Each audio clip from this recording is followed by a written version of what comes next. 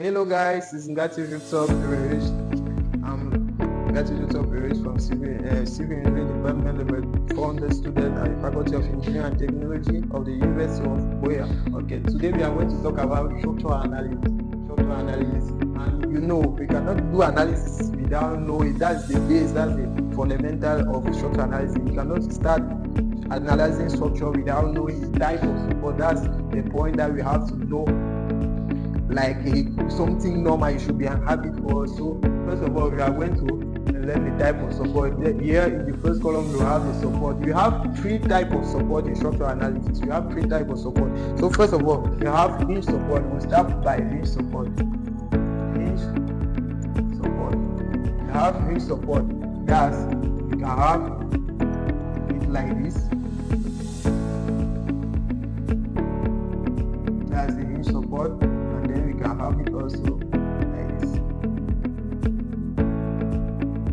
Okay, so this along the x-axis direction, this along the y-axis direction. Okay, what should we know about? We know that for the hinge support we have exactly two restrictions. Two restrictions correspond here at exactly the constraint of our support in the motion. So if we consider, for example, this marker, we see the way that I'm holding the marker actually. We see if we try to pull the marker, to push the marker actually on the horizontal direction, if I apply the force on the marker on this horizontal direction, it cannot move on the horizontal axis, that is the x direction. And if I try to pull the marker in this direction, for example, it cannot move, that's the y-axis is restricted, the y direction is restricted in the x direction also, but it's free of rotate. Our marker here for a hinge support is able to rotate. So we can say that our hinge support have two restrictions. That's two restrictions along. That's two restrictions. That's along. We have one restriction along the x-axis, and we have another restriction along the y-axis. So also for the degree of freedom, degree of freedom represent here where our support is free, can be free of moving. As I showed previously, if I hold a marker like this with my finger like this, if I try to pull it down, it will rotate. If I try to pull it up, it will rotate. But if I try to pull it in this direction, it's not that direction, it won't go. If I try to push it like this, it won't go. But if I try to pull it in this direction, it will rotate. That's the rotation along the z direction. So we can say that for the degree of freedom, the degree of freedom is 1 year. That's the rotation. The rotation, which corresponds to the z direction. Z direction. And also one thing that you have to know is that each restriction corresponds a reaction forces. So if you have two restrictions actually for a hinge support, we'll have exactly two reaction forces, because of course normally if you apply a force on this support in the z direction, in the horizontal axis like this, what is holding your support is and restricting it to move is your finger. As you are pulling, your finger is applying a certain energy on the support in the structure such a way that it cannot move. That's why we say that at each restriction corresponds exactly a reaction forces. So we have the reaction forces along the x-axis, that's Rx, in the Rx direction, and we have also a reaction forces along the y-axis, that's Ry direction. So for a hinge support, we have exactly two restrictions that correspond to two reaction forces and then 1 degree of freedom. The next support that I will choose is a roller support. So we also have a roller support. That's roller support. Roller support, which can be represented like this. Either we represent it like this.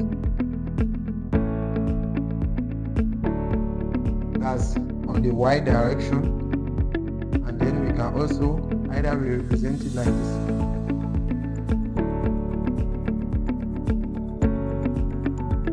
On the x direction, or we can also represent it like this.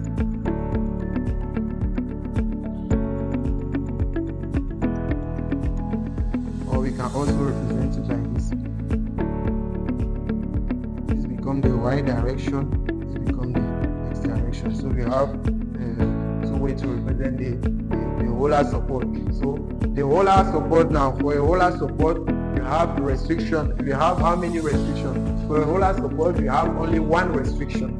We only have one restriction. So for a roller support, the number of restriction here is 1. We have one restriction. Depending on the direction, we can say that the restriction is on the x direction, or we can say that the restriction is on the y direction. And for the degree of freedom here, the degree of freedom, what you should notice here is that when you sum the number of restrictions and the number of degree of freedom, you should always have 3. You should always have 3. That's a small shortcut to make sure that you are right. You are right with what you are saying. So when you sum them, you should always have 3. So for the roller support, you will have either a restriction in the x direction, or you will have a restriction in the y direction. Because how can we represent the roller support here actually? The roller support here, if I take this phone for example, if I take this phone, this is my roller here. If I put this my roller, I put this phone on it. If I try to roll in the horizontal direction, it will go. The thing is moving. Our structure is moving. If I try to press it down in the vertical direction, our structure will no more move, and will no more move now. It cannot move in the y direction, that's the vertical direction, but it can move on the horizontal direction because it's a roller support. And also it can rotate. If you try to pull our phone in this direction, you see that the phone is able to rotate. That's why we see that the roller support actually have only one restriction, depending whether it's on the x direction or in the y direction. And for the degree of freedom, you saw it, the roller support can move in 2 directions, either the y direction or the x direction. So we have degree of freedom, we have 2 degree of freedom. 2 degree of freedom. Either you move in the, when we are in the x direction, here it will be moving on the y direction. Here it will be moving in the y direction. If the restriction is in the x direction, it will be moving in the y direction, and it will be moving also in the z direction and the z direction. The z direction corresponds to the rotation. And if you are in the y direction, on the y direction here, if you are on the y direction, you will be moving on the x direction.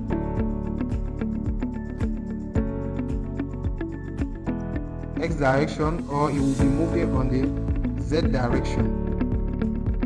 So if the restriction is on the y axis, it will be moving on the x direction, or it will be moving on the z direction. So as I show you, if you are here, if you roll like this, it's moving in the x direction because the restriction actually is only on the y direction. But if I inverse it, if I take again my phone, I inverse it like this, I'm here. If I try to roll, it will be moving now in the x direction, but it will be in the y direction, but it will be restricted in the x direction because I'm pushing. If I try to push, the support will react to the force that I'm applying.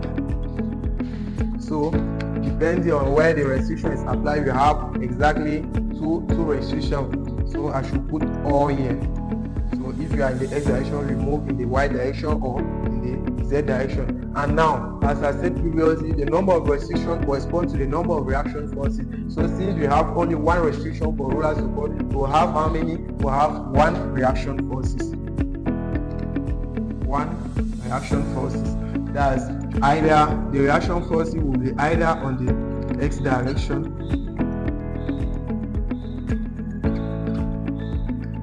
the reaction will be either on the x direction, or the reaction will be on the y direction,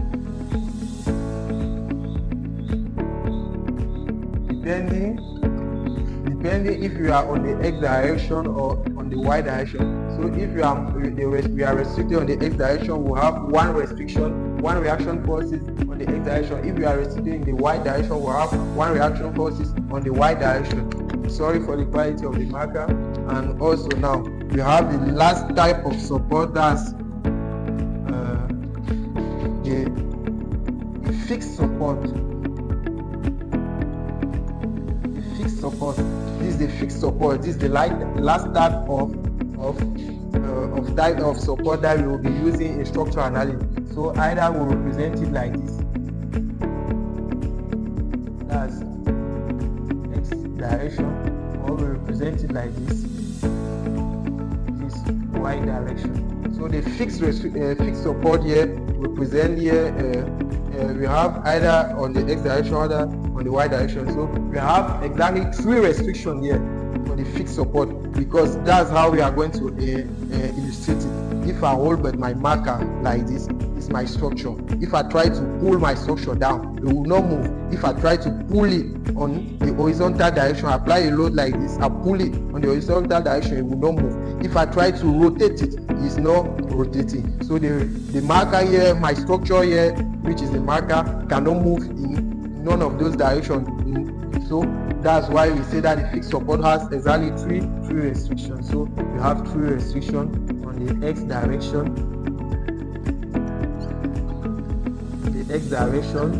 on the y direction, and on the z direction. So you have 3 restrictions exactly for a fixed support, and if you have 3 restrictions for the fixed support, it means you have 0 as degree of freedom. You have 0 for the degree of freedom. Here you have 0. As I said, if you make the summation of the number of restrictions for the number of degree of freedom, you should be able to find 3. That corresponds to the three-dimensional space. So you will be able to, if you make 3 plus 0, you will find 3. It means you are right here. So as I said previously, the number of restrictions correspond, at each restriction correspond a reaction forces. So here we're having supposed to be Rx, this is supposed to be Ry. So here we'll be having a reaction forces on the x direction, that's Rx, on the y direction, that's Ry, and on the z direction, that's Rz. So we have 3 reaction forces, exactly Rx, Ry, and Rz. So for the fixed support, we have 3 restrictions, 0 degree of freedom, and 3 reaction forces. And for the other, as you can see previously. So thank you. That was for the type of support. If you like the video, put a post, and if you have a worry, leave it in the section comment. Thank you.